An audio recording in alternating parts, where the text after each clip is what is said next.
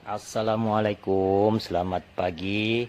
Alhamdulillah hari ini ada lagi cerita mengenai injin yang boleh kita kongsikan untuk rujukan bersama. Oke, semoga perkongsiannya ini bermanfaat kan. Oke, hari ini Project General Overhaul Saga FLX. Ah, Saga FLX nih saya buat General Overhaul sebab injin pecah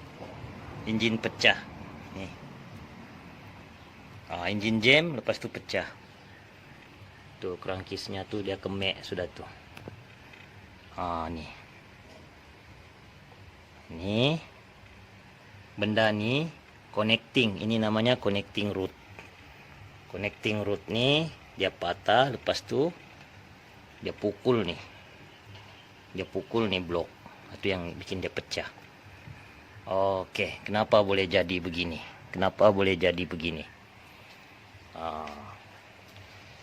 Menurut owner minyak injin dia sangat jaga, sebab punca begini kan, puncanya memang berpunca dari penjagaan minyak injin. Tapi menurut owner nih dia sangat jaga tuh minyak injin. Tengok nih, dia punya cylinder head tidak hangus.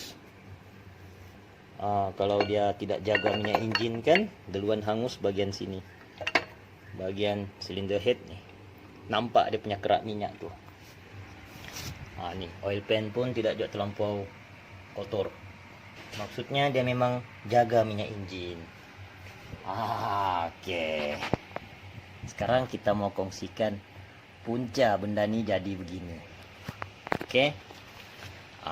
Mula-mula pertama sekali penjagaan minyak injin, sebab bila injin jam dia memang melibatkan minyak injin. Oke, jadi kalau selalu lambat servis, minyak tuh pekat, bearing nih di dalam nih, bearing connecting root nih dia senang tercalar sebab dia terlalu pekat. Jadi dia calar sikit-sikit, lama-lama dia jam. Bila dia jam, dia tangkap tuh crankshaft. Itu yang dia boleh injin jam. Oke, itu satu. Kedua, kemungkinan besar injin banyak leaking, jadi minyak injin sentiasa kurang. Lepas tu top up kan. Masa minyak injin tu kurang, di situ juga bearing ni tidak dapat minyak. Masa minyak injin tu kurang, bearing ni tidak dapat minyak, jadi dia calar sikit-sikit, lama-lama dia jam. Oke, tapi injin owner yang sekarang ni dia bersih, dia tiada leaking, memang bersih lah. Cuma yang ini basah nih, pecah kan, jadi minyak injin tuh tersembur keluar. Bagian silinder head pun dia bersih, dia tiada bekas minyak. Oke. Lepas tu antara puncanya lagi penggunaan minyak recycle, minyak kitar semula. Biarpun kita jaga tuh minyak injin sampai masa kita servis, tapi kalau minyak recycle dia boleh jadi begini juga. Sebab minyak recycle tuh dia punya kelikatan masa injin panas, dia punya kepekatan masa injin panas tuh tidak ada ataupun kurang. Jadi masa injin nih panas, standar 90 darjah ataupun 100 darjah Celcius tuh kan, masa panas tuh 80 ke 100 darjah Celcius tuh, minyak injin yang recycle tuh dia hilang, boleh dikategorikan hilang. Jadi bearing nih tidak dapat minyak juga. Dia ada tapi minyak tuh terlalu cair, jadi bearing tuh tidak dapat protection, jadi dia senang calar juga. Itu bahayanya guna minyak recycle. Oke, itu antara punca. Jadi sekarang yang saya mau ceritakan pula masalah untuk injin Kempro ini sendiri. Oke, kita bukan mau kondem Proton, cumanya case begini, case injin pecah nih untuk model Kempro nih, dia 1/100, kurang lebih lah begitu. Tapi selalulah mekanik jumpa case begini, selalu asal jam pecah. Kenapa boleh begitu kan? Kalau model lain, kalau dia jam sejak lah. Ini dia jam dia pecah. Nasib-nasib lah tuh kalau injin Kempro nih dia jam dia tidak pecah. Nasib lah itu. Mungkin, kemungkinan besar dia punya kaki connecting nih sangat kecil. Kecil dia punya kaki connecting nih. Macam sebesar ibu jari sejak nih. Kecil. Jadi bila dia sangkut, bearing nih dia jam, tapi crankshaftnya masih mau pusing. Tuh yang dia senang patahan pun tengah-tengah. Sisanya ada di atas. Patahannya pun di tengah-tengah, kan? Mungkin itulah jawabannya, sebab dia kecil, jadi dia senang patah.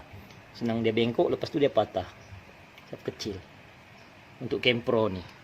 Itu satu. Kedua lagi, untuk injin Kempro nih, di dalam crankcase nih, oil pan nih, dia ada pipe mikrofon. Kita buka dia. Sekejap. Oke, kita buka nih. Di dalam crankcase nih, ataupun orang panggil oil pan, dia ada satu corong minyak, corong untuk sedut. Dia sedut minyak naik. Ini kemek kena tuh kaki connecting. Nih dia punya corong nih. Kita buka dia.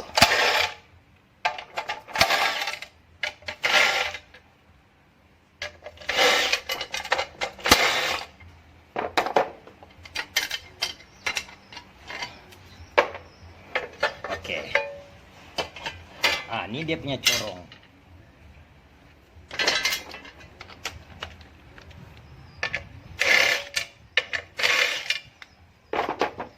Oke, ini dia punya corong. Dia punya corong nih. Dia sedut minyak dari sini. Dia sedut minyak dari dalam sini. Dia masuk, dia naik di sini. Dia naik di sini untuk dia terus ke injin lah sini. Untuk Kempro masalahnya di sini dia letak getah. Dia letak getah di sini, lepas tu getah nih kompom pandai keras. Sebab minyak ini panas kan. Dia pandai keras. Nih. Kedudukannya di sini.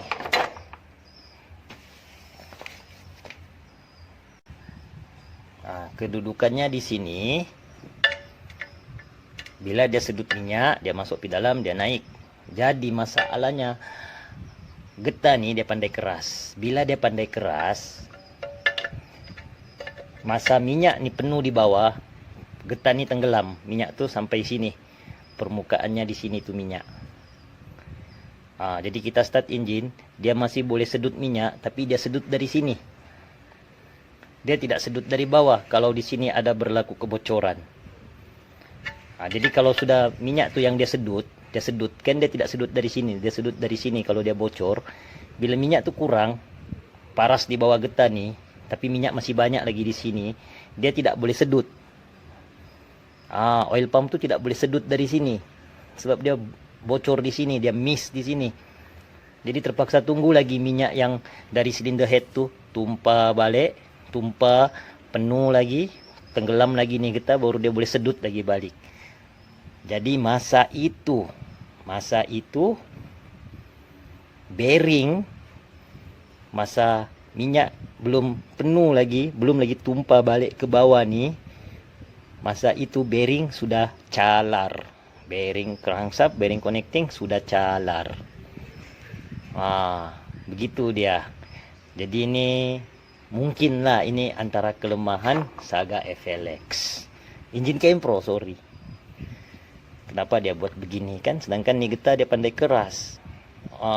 Benda begini dia banyak. Dia bikin injin, kalau dia miss kan injin kasar bunyi, dia begitu. Kenapa? Itu antara punca. Oke, kenapa banyak bearing, banyak connecting, kenapa nomor satu juga yang rusak duluan? Itu pun kita mau tahu kan, itu pun kita mau tahu tuh. Mana sudah dia.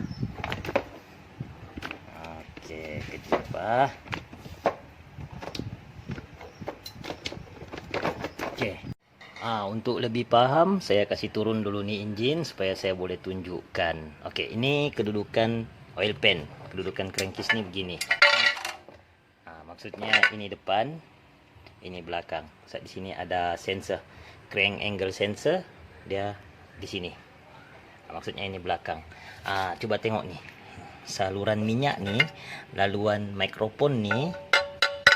Dia sedut minyak masuk sini, dia keluar sini, dia bagi di sini. Dia bagi yang paling depan. Jalan minyak nih, jalan minyak, masa dia masuk pergi dalam sana, dia pergi filter, lepas tu dia saring, dia keluar balik tuh dari housing nih, dia terus ke belakang. Terus ke belakang, lepas tu dia naik ke atas. Sini. Ini lubang minyak. Silau. Ini lubang minyak nih di belakang. Ini flywheel, ini lubang minyak. Satu nih lubang bolt nut head, satu nih lubang minyak. Maksudnya minyak tuh dari depan tadi dia ke belakang dulu, dia naik dulu, dia isi bahagian silinder head tuh. Sudah padat semua minyak, semua sudah minyak dapat bagian atas, baru di bagian bawah nih kencang. Minyak sudah naik ke atas, di pas bawah sana tuh, dia sudah penuh di silinder head, baru dia boleh kasih padat minyak nih. Maksudnya dia pergi yang jauh dulu, lepas tu baru dia ke depan. Itu yang ini duluan rosak sebab dia paling belakang dapat minyak. Sebab dia perlukan tekanan penuh dulu di ruang dalam enjin nih sehingga ke silinder head, baru dia padat ke depan balik. Oil pump pipe masuk sini, dia pergi yang jauh dulu, sudah padat, baru di sini dia boleh dapat minyak yang secukupnya. Itulah kalau masalah minyak tidak lancar ataupun tidak cantik, dia mesti rosak connecting nomor 1. Ini connectingnya bengkok. Oke, semoga perkongsiannya bermanfaat. Jangan lupa kita berkongsi-kongsi pendapat di ruangan komen tuh. Biarlah komen yang berfaedah kan. Oke. Assalamualaikum.